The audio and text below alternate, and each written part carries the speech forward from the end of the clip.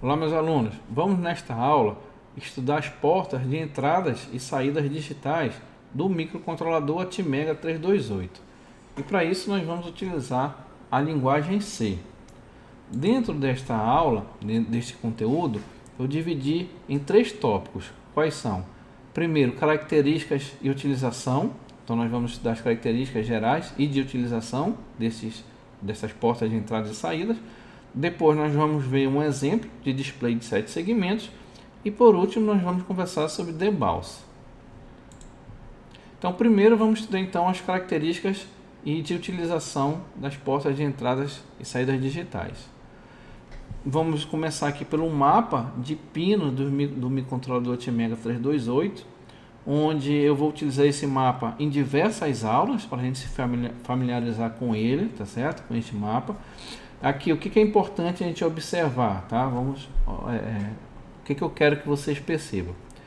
Primeiro, é que cada pino, como nós já vimos quando nós estudamos aqui o microcontrolador Atmega 328, tá? Ele possui diversas funcionalidades.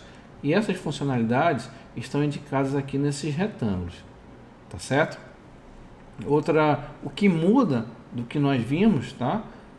Quando nós estudamos a arquitetura do microcontrolador, é que está acrescido aqui nesse mapa esses números aqui, tá?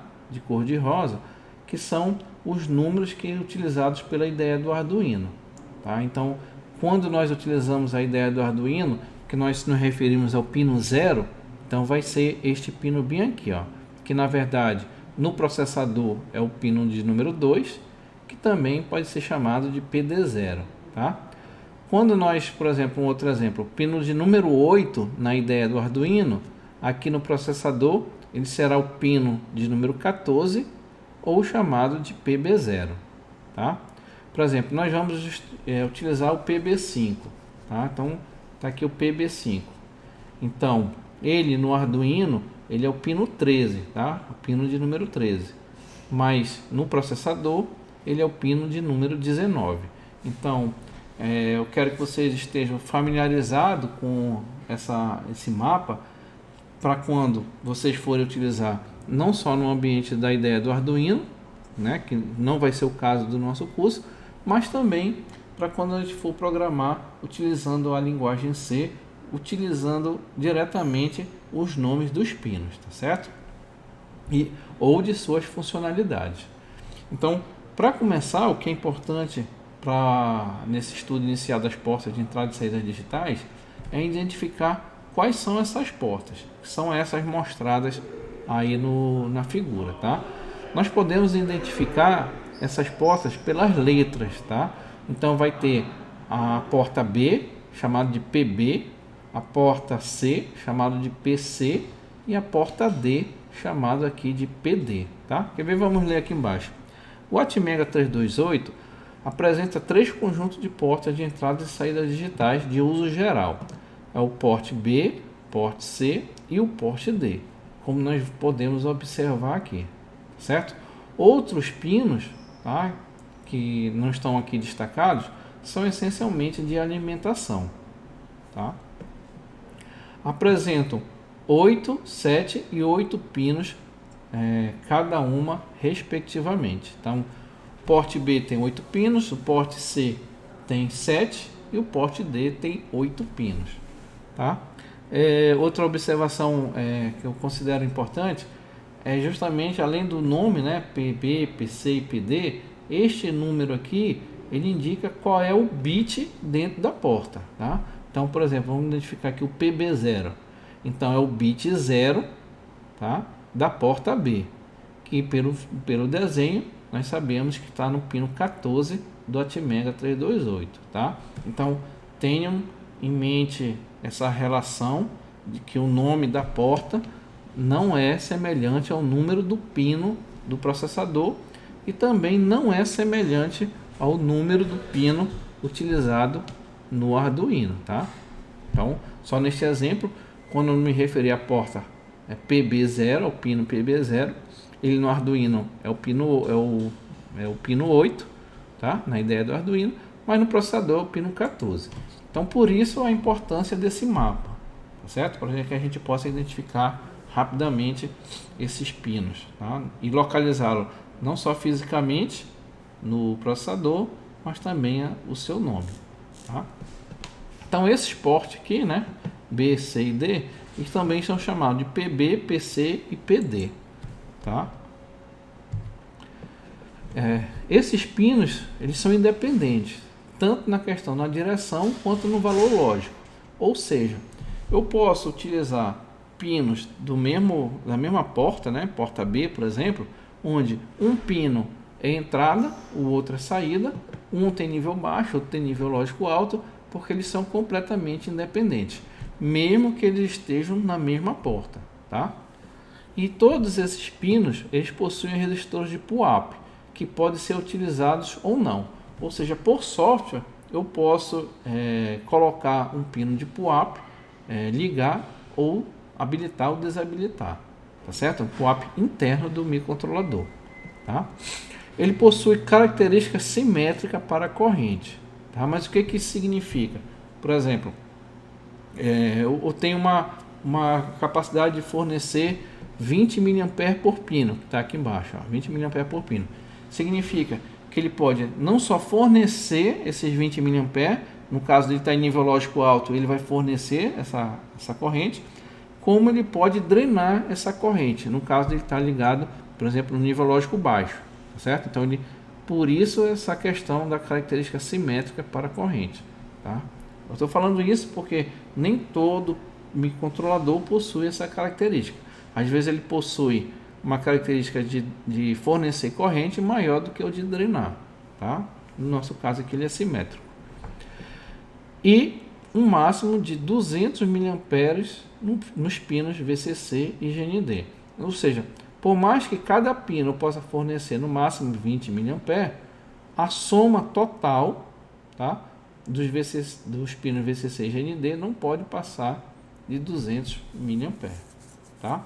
Ou seja, quando um pino, por exemplo, está ligado alimentando um LED, tá, fornecendo corrente com LED, aquela corrente está entrando pelo VCC, por exemplo, tá?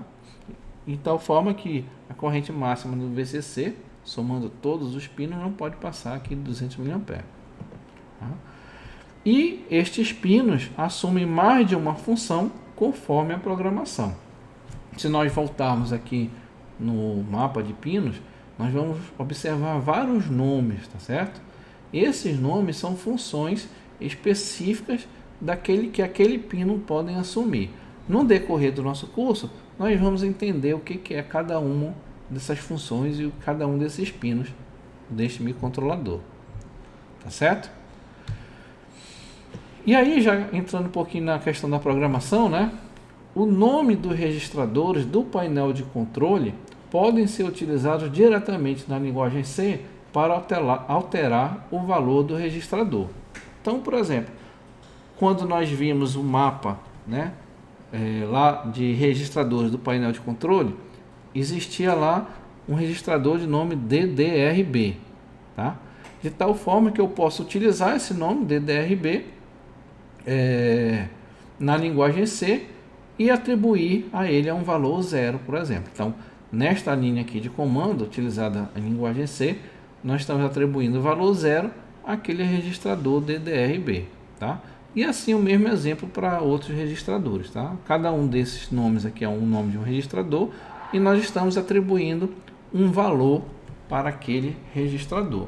E é desta forma que nós vamos trabalhar na linguagem C ao programar o microcontrolador Tmega 328, tá? Programando diretamente no painel de controle através dos registradores, tá? Então, configurações das portas digitais. Vamos lá. Os registradores responsáveis pelos pinos de I/O são DDRX, onde XX vai ser A, vai ser B, C ou D, Port X, onde X, B, C ou D, e Pin X, né? Onde X é B, C ou D. Então, o DDR, o que seria? Registrador de direção. É usado para definir se os pinos Port X são entradas ou saídas, ou seja, 0 é entrada e 1 é saída. Na verdade, esses três registradores aqui, nós já o conhecemos quando estudamos a linguagem Assembly, tá? Só nós estamos revisando. Então, port X. O que são esses registradores? Né? São registrador de dados usado para escrever nos pinos port, tá? Onde vai ser port B, C ou D. E o PIN, né? O que seriam esses registradores? Seriam registradores de entrada. É usado para ler o conteúdo dos pinos do port X. Então, imagine um sinal digital entrando num pino. Como é que lá no código nós vamos ler o valor que está entrando naquele pino? Através destes registradores, tá certo? De tal forma que nós podemos configurar esses pinos, tá? Seguindo esta tabela, tá? Nós já vimos também quando nós estudamos a linguagem Assembly. Então, aqui o DDX é da direção, tá? O port X é justamente para eu colocar, né, atribuir um valor para aquele pino, tá? Esse PUD, né? Esse PUD, o que é? Esse PUD neste registrador aqui, MCUCR, ele habilita ou desabilita os PUAPs, né? Todos de uma vez só, tá certo? Todos de uma vez só, que na verdade é o seguinte, ele permite que eu desabilite todos os PUAPs, tá certo? E eu vou e habilito individualmente de cada porta, se assim eu desejar, tá? Então vamos lá. Nesta situação, onde o DDRX, tá? Ele está valor 0 e o port D está em 0, tá? O que eu estou dizendo aqui? Que eu estou colocando um pino como entrada, tá? Estou colocando esse port X como 0, independente do PUD, né? Desse bit PUD, eu vou estar trabalhando com um pino, né? Com uma entrada, e o PUAP vai estar desabilitado, tá? Percebo para a próxima linha, essa aqui que é importante, percebo que é a única que está assim aqui no PUAP, tá?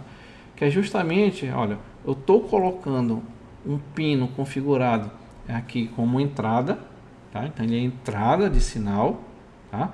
Mas lá no port, né, no port X, eu estou, vamos dizer assim, atribuindo aquele pino um valor 1, tá? Então, apesar dele ser entrada, eu estou colocando ele como se fosse o valor 1. Isso significa internamente que eu estou habilitando o PUAP, tá? Um PUAP interno. Então ele é um pino de entrada com um PUAP interno, certo? E aí as demais combinações, tá? Nós já estudamos aqui, ele vai estar como entrada em alta e alta impedância, tá certo? E aqui essas duas configurações aqui, o DDRX, do DDX, né? Como 1 significa então que nós estamos configurando como saída, e aí dependendo do port, né? Se é 0, ele vai ter o valor 0 como saída, se é 1, vai ter como saída 1, né? Ou um nível lógico alto.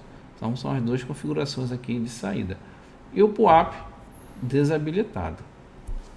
Tá certo? Então, resumindo, para as três portas, né, B, C e D, cada uma das portas terão seus pinos de configuração, tá certo? Então nós temos aqui uma tabela com um resumo dos registradores de controle das portas B, C e D, tá? Para cada porta, né, B, C e D, vai ter justamente o registrador PIN, ó, PIN B, PIN C, PIN D, onde eu faço a leitura do valor da porta. Vai ter o de direção, né, o DDR-B, DDR-C, DDR-D, e o port, que é aquele que eu vou atribuir um valor para aquele pino, né? Então, port B, port C e o port D. Então, esses de fato serão os registradores que nós trabalharemos para configurar as portas de entrada e saída digitais do microcontrolador, tá certo? E uma observação aqui os pinos não utilizados devem ser colocados como entrada.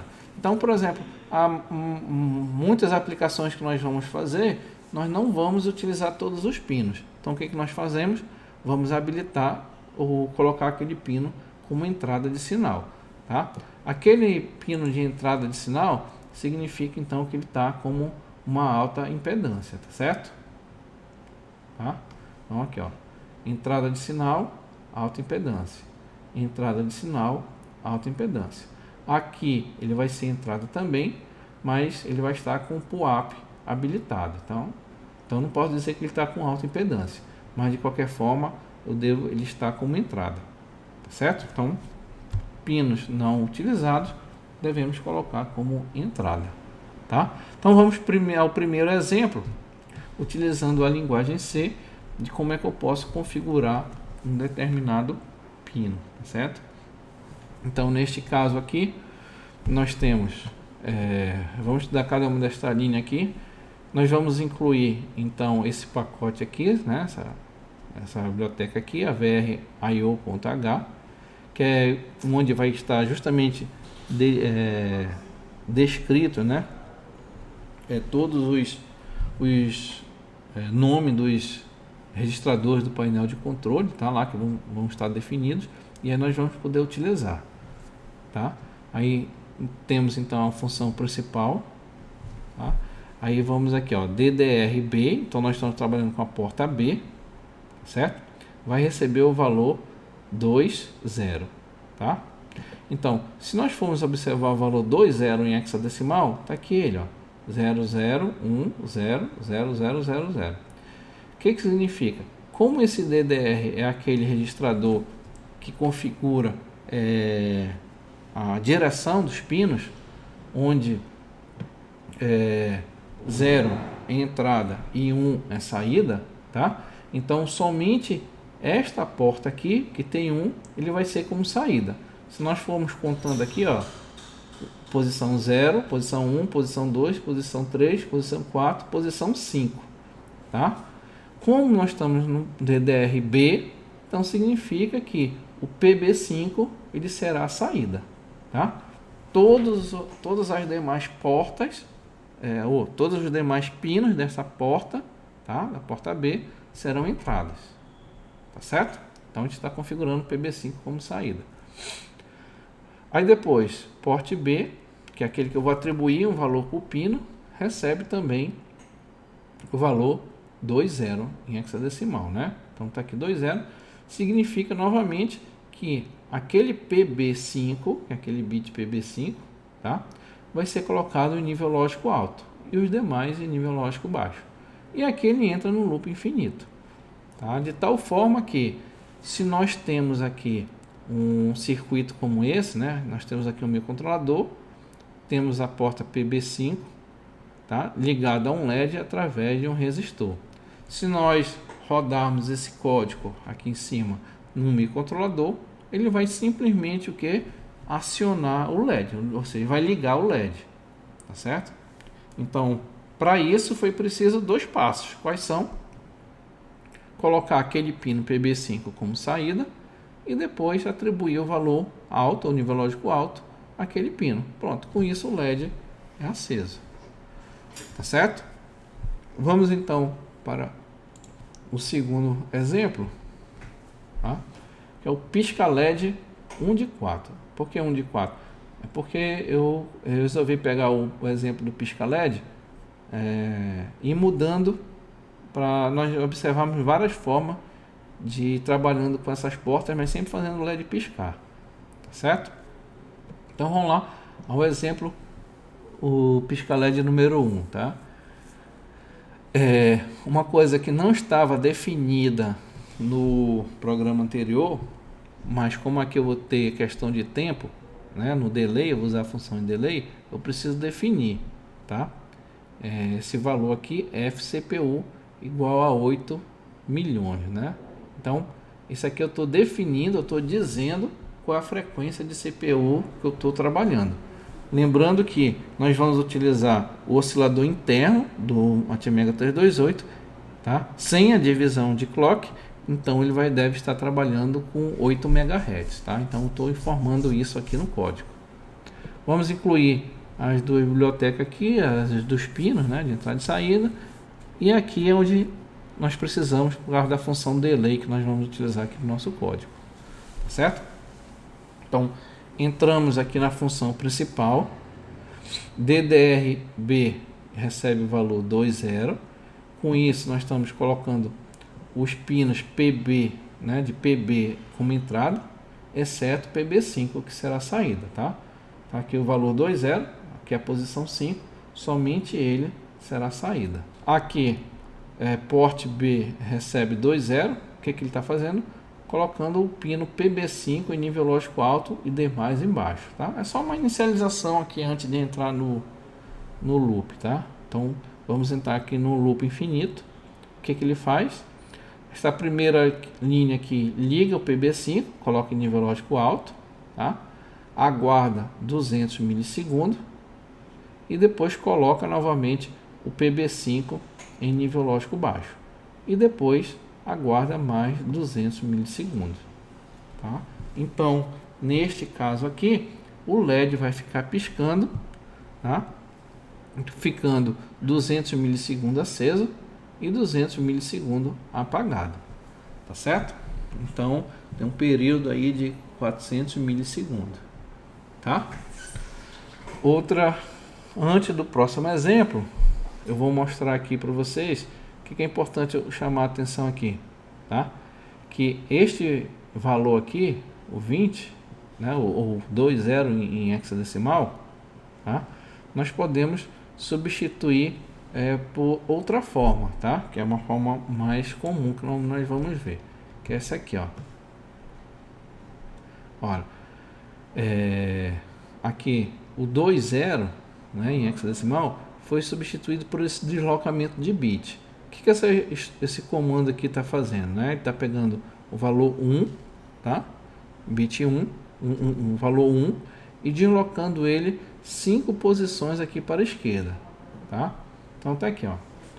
Então, imagina o bit 1 aqui, então ele vai deslocar 5 posições para a esquerda. 1, 2, 3, 4, 5.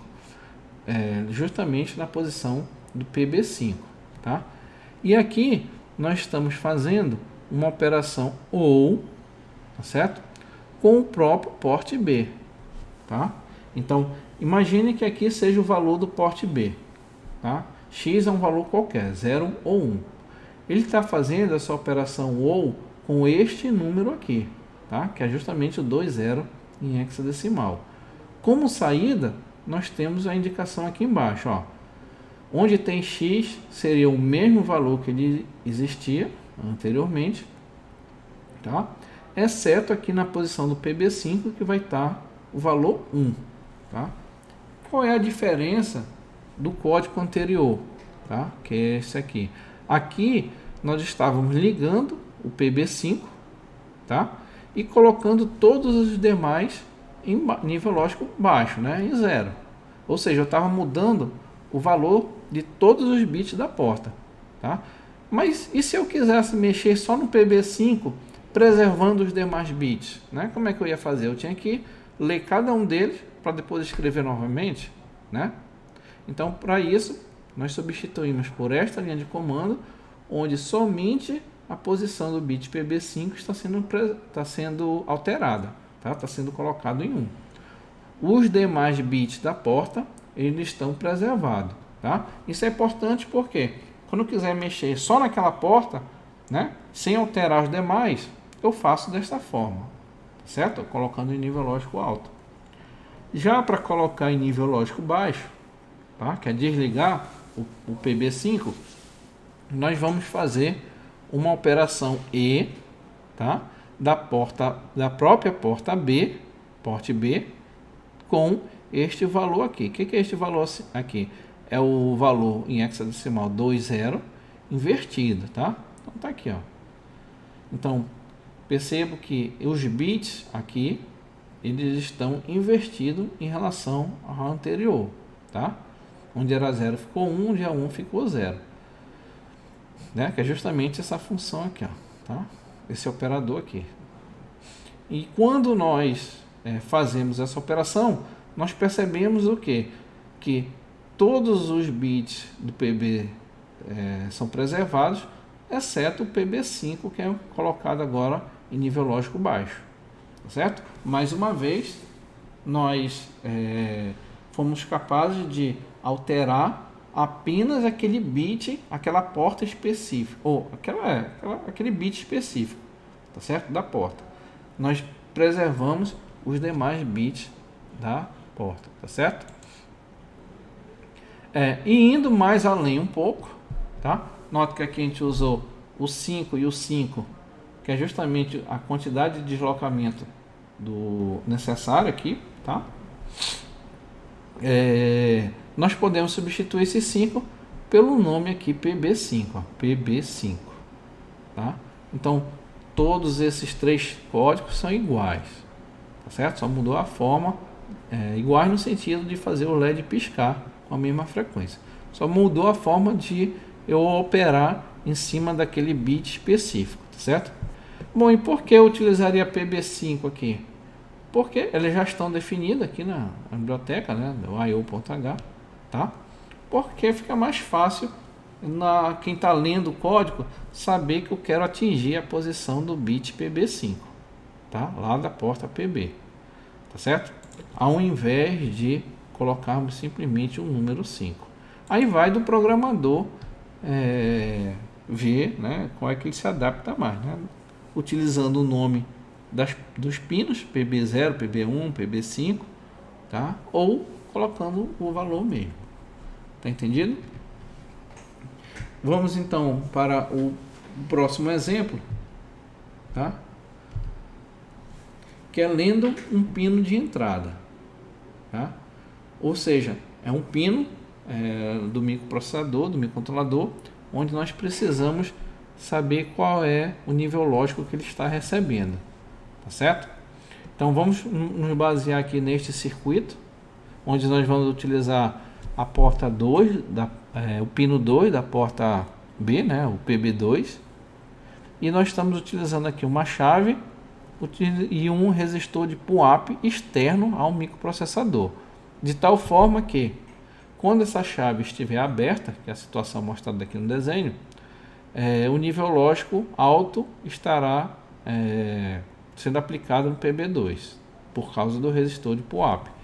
Quando essa chave fechar, o PB2 será então conectado ao terra e ele vai receber nível lógico baixo. Tá entendido? Então este aqui é o circuito. Vamos então ao código para lermos essa entrada, tá? Fazemos aqui a inclusão aqui da biblioteca, função principal. Vou chamar aqui, vamos criar aqui uma variável chamada botão do tipo char, tá? Aí DDR B recebe 0, ou seja, todos os pinos da entrada B são entrada, inclusive o PB2, tá? Lembra que eu disse que os pinos que nós não vamos utilizar, nós devemos colocar como entrada, tá?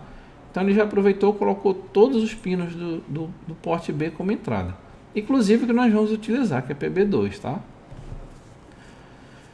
E aí vamos entrar aqui num loop, tá? Um loop infinito, onde botão vai ser a variável que nós criamos. Nós vamos fazer a seguinte operação, uma operação E, bit a bit, tá certo? Do pin B. O que é o pin B? Pin B é aquele registrador que possui os níveis lógicos da porta B, todos os pinos da porta B, tá? Só que nós vamos fazer uma operação E, bit a bit, com este valor aqui, 0,4, tá? Que é justamente para verificar o PB2, tá? Se nós formos, vamos ler aqui, ó, pin B. Então, pin B vai ser o registrador da porta B, né, de entrada. Estou lendo. Este valor aqui, 0,4, tá? É justamente o 0,4 que nós vamos fazer uma operação bit a bit. O que nós vamos perceber aqui? Que nesta posição do PB2, ó, PB0, PB1, PB2, tá? Vai estar 1, sendo uma operação E, tá? De tal forma que na variável botão, o valor de X aqui do PB2 vai estar aqui na posição no valor, aquele valor vai estar na mesma posição aqui da variável botão. Se tiver nível lógico baixo, aqui vai aparecer 0, porque 0 vezes 1 dá 0. Se tiver nível lógico alto, vai ficar 1 vezes 1 dá 1, tá? Todos os demais bits da variável botão serão 0. Por quê? Porque nós estamos multiplicando por 0, tá certo? Então, o que eu quero que vocês entendam, tá? Que quando o PB2 estiver com nível lógico baixo, ou seja, 0 aqui, a variável botão será 0, tá? Porque 0 vezes 1 dá 0. Como os demais bits são 0, valor do botão 0. Quando o PB2 estiver com nível lógico alto, ou 1, então 1 vezes 1 dá 1. A variável botão terá o valor 4, tá?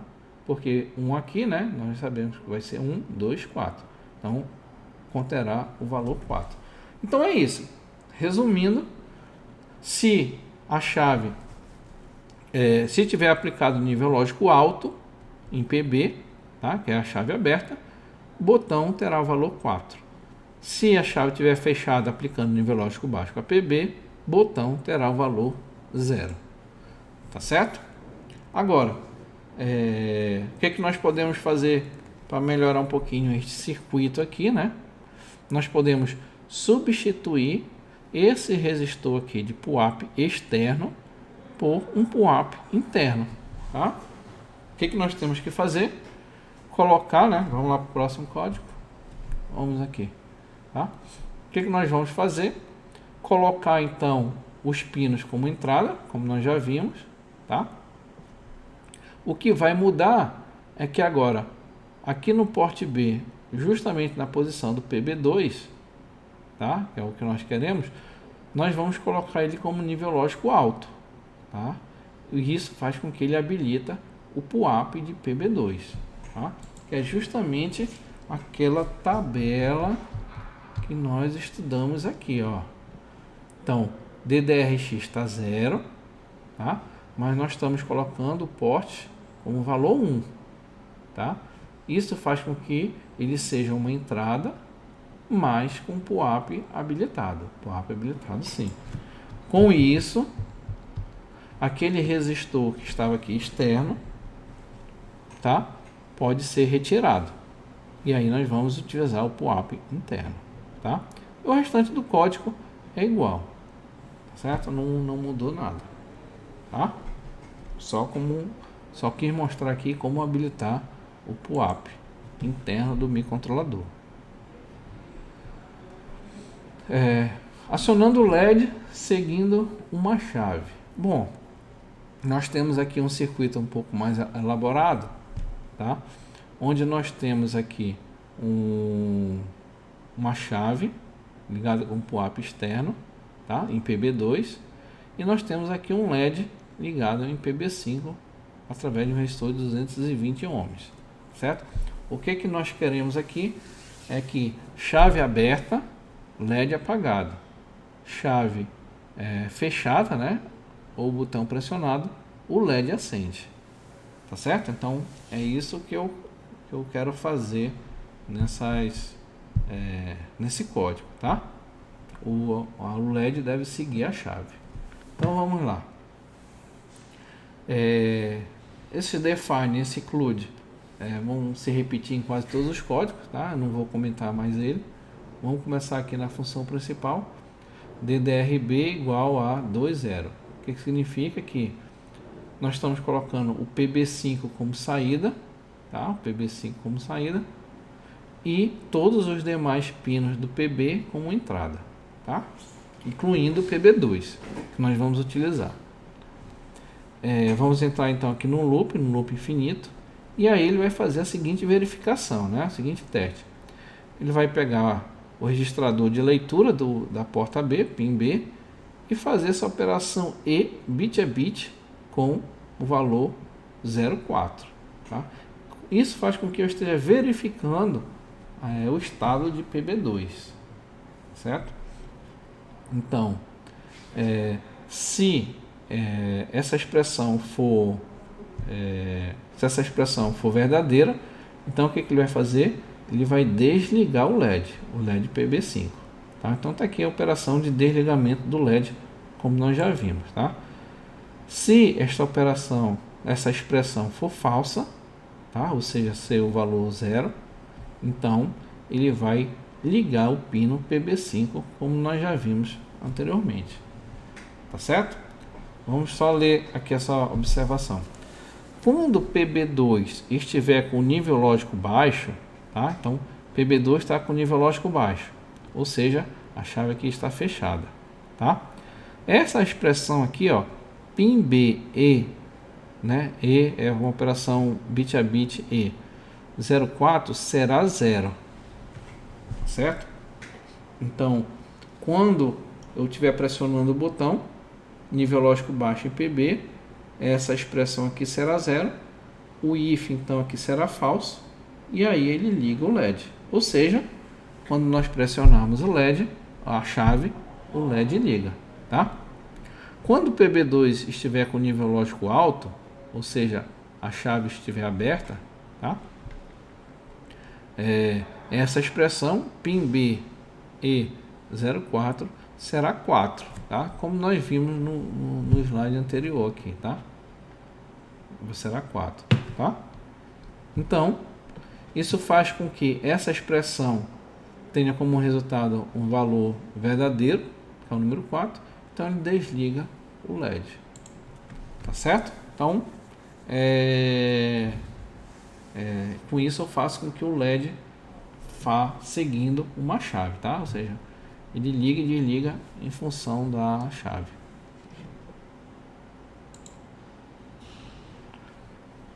Vamos então ver estes dois exemplos, tá? Do pisca LED e do LED seguindo uma chave, antes de nós continuarmos, tá? Vou chamar aqui o Microchip Studio. Vamos criar um novo projeto. Vou deixar na mesma pasta, né, o mesmo diretório onde nós estava trabalhando, e vou chamar de exemplo 01, tá? Só que agora em vez de ser assembly, eu vou escolher o C e vou escolher GCC, projeto GCC, não, tá? Essa deve ser a opção que nós devemos escolher. Exemplo 1, a pasta, tá? Aqui nós vamos criar um projeto que ele vai gerar um arquivo X executável, tá? Que é o que nós queremos. Então, ok. Eu vou escolher aqui o Atmega, família Atmega, o Atmega 328P, 328P, ok, tá? Nota que ele já colocou uma estrutura aí do inicial, né, do C, mas eu vou substituir pelo nosso código do pisca LED, tá? Pisca LED que se encontra nos slides. Ctrl V. Então tá aqui, ó, a frequência do CPU, as bibliotecas que nós vamos usar, tá?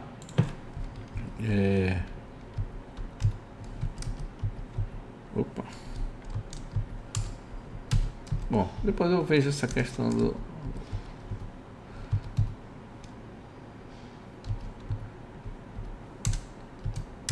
pronto, tá? Então tá aí o nosso código. Vamos salvar e vamos compilar.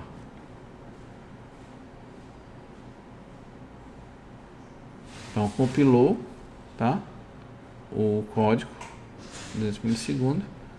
Vamos chamar aqui o software de senão nosso programa de gravação, tá? Vamos selecionar um arquivo a ser gravado.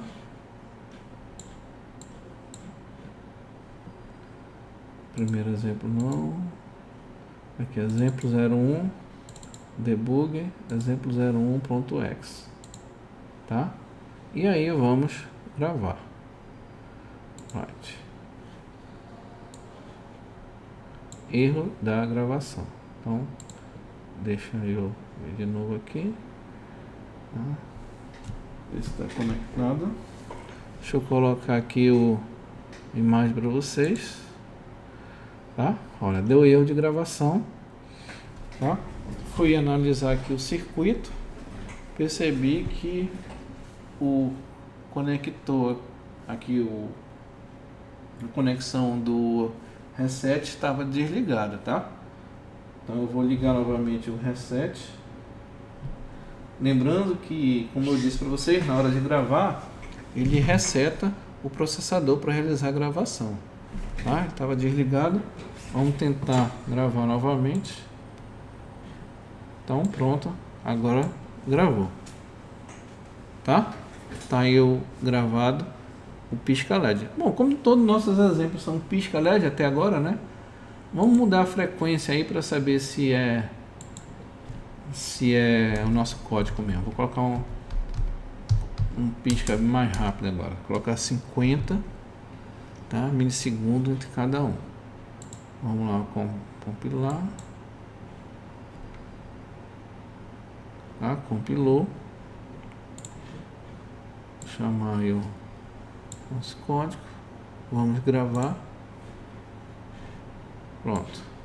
Gravou. Percebam que o LED agora está piscando bem mais rápido, tá? Bem mais rápido. Então esse foi o nosso exemplo. Vamos para o próximo exemplo, que é o do LED seguindo o botão. Vamos verificar se está funcionando, tá? Vou mudar aqui o código, tá? Perceba que eu vou apagar o código anterior e vou colar o nosso código que está no slide, tá certo? Que é justamente, ele vai testar aqui o pin B, certo? O PB2, tá? E vai ligar e desligar o PB5 em função do pino 2, que é a entrada, tá? Que seria justamente esta chave ligado aqui no PB2, tá? Vamos verificar se está certo. Está compilando, tá? Compilou. Ainda não gravamos. Vamos gravar.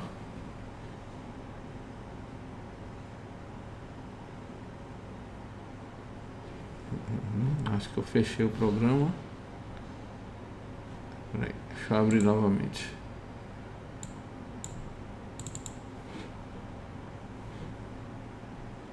Pronto. E vamos gravar. Pronto. Gravou, tá? LED apagado. Vamos apertar no botão, LED aceso, tá? Solta o botão, LED apagado. Pressiona o botão, LED aceso. Tá certo? Tá? E se eu quisesse mudar esta situação, né? Eu quisesse que ficasse aceso quando o botão não tivesse pressionado, né? O que nós faríamos? Tá? Nós iríamos no código e iríamos alterar, né? Nós poderíamos alterar só aqui, né? Vamos negar aqui essa informação. Vamos negar. Pronto. Bora ver se compila.